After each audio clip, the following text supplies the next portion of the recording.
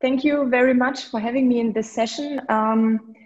I think we are living in quite interesting times, and I hear a lot of people who never talked about ethics before, thought ethics is something that blockades innovation, that says, no, we can't have this, and it comes at the end of a process in order to block something. That now more and more voices come up to say, okay, at the beginning of the digitalization process, we have to think about ethics, and we have to build them into digital innovation.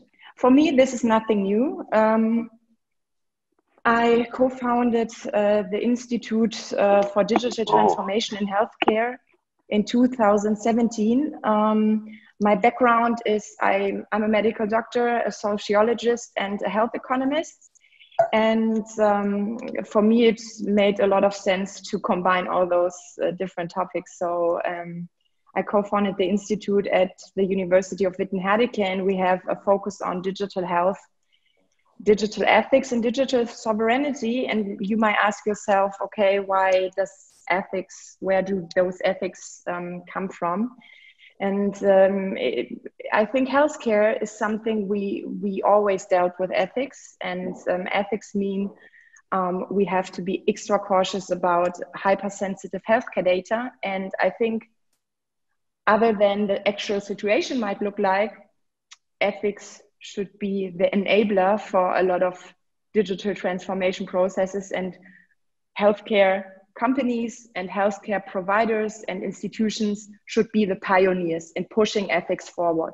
This is where I'm coming from. So I'm absolutely pro digitalization, but I think we have to have some certain lenses on when we look at these projects. So this is what I'm dealing with today.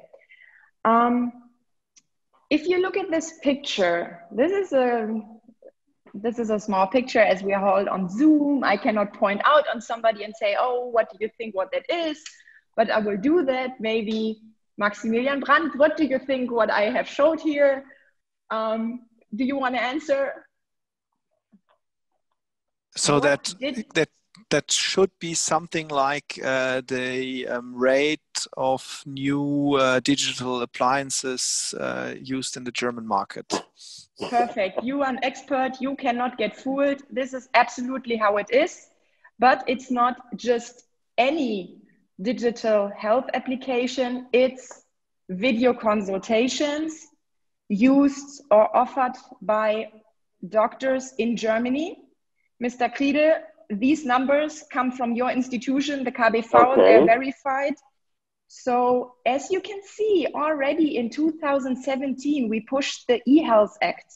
In 2019, we pushed the DVG for English-speaking European listeners. This is the Digital Supply Act, where the first draft came out in 2019. And, you know, there were still some adaptations from all the institutions. And what is so special about it? It's so special that video consultations already had, as we call it, an Abrechnungsziffer, so that doctors, you know, can get reimbursement in 2017. So 2017 already, there was a reimbursement option for video consultations, but nearly nobody used it. So we can now have a discussion. Why? Is it because of the doctors who are not really familiar with video consultations and think that the individual contact with the patient is important? Is it the patient that go to their doctors for several reasons, emotional reasons, and they don't want to sit in front of a screen? We can have like 2 weeks of discussions. What are the barriers for this? But then we had all the same experience in 2020, April this year, when this virus came along, and somehow we had no option to talk about why does it not work? Why do we don't want it? But we just needed to have doctors seeing their patients. So I just brought you a little example because the question is, who delivered this infrastructure? Because it's an infrastructure that you need. And this is a startup, Doctolib. It's a French startup. We are in European round here. It's this French startup that came to Germany a couple of years ago. And where are they coming from? They are coming from they appointment scheduling system. So they are in German, nearly all. For example, when I moved to Düsseldorf, I needed a new gynecologist. I wanted to find some, I wanted to call them, and there's no option to get any appointment in Düsseldorf, which is a major city in Germany, NRW, not to use Doctolib, because every single gynecologist, obviously in Düsseldorf, is using this. So what does that mean? It helps them in a digitalization process of getting appointments and not having somebody answering the phone, but very convenient through a portal. So what happened then this year is that they actually, you can imagine, like they unloaded or they uploaded a new module, which is called video consultations, which they have obviously worked on before. And every practice that was already using Doctolib could easily go on this portal, use this, and see the patients through the portal. We had just a small discussion at the beginning, Wolfgang, about the standardization and how we in Germany talk about how can we make everything secure and how can we provide the infrastructure, telematic infrastructure, and everything that we want to make sure that this is happening in a safe environment.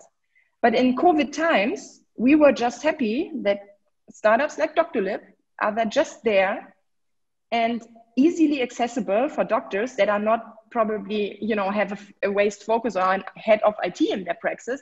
They just need to log on and it needs to work. So I am German. There's this German minister, and you have to excuse, but we have to say in Germany right now, we are pushing things forward. Mr. Spahn, he has pushed a lot of acts, as we can see before, a lot of regulations coming up. And I pointed out this saying of him because I think what he says is, we want better care for patients in Germany. And if you get rid of the Germany, we want to get better care for patients. And this is why we want to use digitalization. And if I could ask everybody in this session, I think there's nobody saying, oh no, I don't agree, we don't want this. Of course we want this. And the question is, how can we make it happen, but have a holistic view on the aspects that arise that we are pushing forward once we are pushing digitalization. So another headlines for you in order to give you the full picture. As I said to you before, Doctolib is a startup, but it's a startup for digitalization of processes. It helps to get telemedicine across. It helps to get appointments for practices. But what is the big new thing in the Digital Supply Act that in Germany now, I inserted the English headlines so that our English-speaking European listeners, that might have not been on their agenda every day like it has in the German healthcare system. We now have apps on prescription. So there's a way, a DiGA, it's called a DiGA, a digital health application, and there's a short track which is pushed by our ministry to get into the system. And what does that mean? Ask the Chinese, ask the American, ask anybody around the world. It does mean you get access to the German healthcare system, which is a closed shop. And to get into the system is something everybody wants, but it's so hard to get. So now we have a different situation where this now might be possible. So if we look at just a few startups, Doctolib already told you, we said that Jens Spahn, he said, we want all this innovation. And of course, we don't have the cost. We cannot invest from within the system. So we need to Doctolibs like this come across who have a funding of 266 million in order to just push something like this forward and make it happen. Or we have a potential DiGA, which is Kaya Health. They had 48 million in funding, and they are now on the short track to become one of the first DiGAs in the system that can be prescribed by doctors in the future. And I included another startup, which is called Clue. It's a period tracker for women. and it got funding from international venture capitalists of around 30 million in funding. So why am I saying this, and why am I pointing out these numbers? Do we think that these $266 million from Dr. Lib, or those approximately 50 million from Kaya, which becomes Adiga soon, will be reimbursed by the German healthcare system? Obviously not. There are processes how you get reimbursed for the application, but of course it's never going to satisfy the venture capitalists. So what is behind all this? And for those of you who do not deal with that on an everyday basis, as I might do in my work, of course, it's all around the data and the monetarization of the data that these digital health applications and those digital services bring to those companies. And just because we have a very short time here, I brought up Clue. Clue is collecting, for example, to make this more so you can grasp what kind of data is she talking about. Clue is collecting 120 data categories about sexuality, medical data, about activity, about something I would call hypersensitive. It's even more sensitive than everything any psychologist ever had in his written documentation about me or anybody else. So this is something patients actually share with the app. And this is data that venture capitalists are ready to give a lot of money in order to get something back at some day. So if you ask me, it was very pointed out, like we have a short time, but who do we trust? What about who do we trust in this system? Is it the startup? Is it the doctor that prescribed the app and says, please use it, it's very good for you? Who takes responsibility from what is done with the data? And I'm explicitly not talking about Datenschutz here. I'm not talking about the regulation, safety and security, about how those companies use the data, and the patient said, yes, you can use it, and they use it to sell it on marketplaces that already exist. I'm closing, but before I do that, I will just give you a little more insight into my work. I'm working on digital ethics, and my institute has done a study about all European-wide digital ethical guidelines, and they got pushed forward by these companies. And do you know what is very, very sad from my perspective? Because I'm in healthcare, because I want to be in healthcare. Those companies putting digital ethics forward, and ethics asking the questions, how should we organize digitalization in order to make the human benefit? It's not pushed by healthcare at all. None of these companies are pushing this from a healthcare perspective. But we in healthcare have this hypersensitive data. Shouldn't we be there? Shouldn't we be somehow, our institutions, be those institutions putting those ethical standards forward? And this is not what I need as ethical standards. This is a European-wide discussion. And we have a lot of very, very, and those companies and those institutions, they have very sophisticated ideas on what ethics should look like in a digital world. I have to make a small exclusion, because BARMA and, for example, a very small public health insurance, the Becker KVBU, they have already identified that this should be important and have put forward their own standards.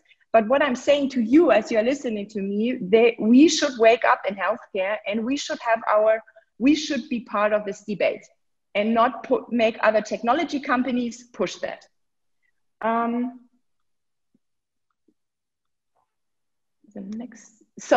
Why is this very, very important? Because, as you know, in those health acts, now our public health insurance companies, they are allowed to invest. There was a big event last week from the HIH, that now those the public health insurance companies, they can invest a certain amount of their 2% of their households for startups. So this is coming up, and once we have started all this and opened Pandora's box, we needed to have some own standards and pushing them forward. Thank you very much.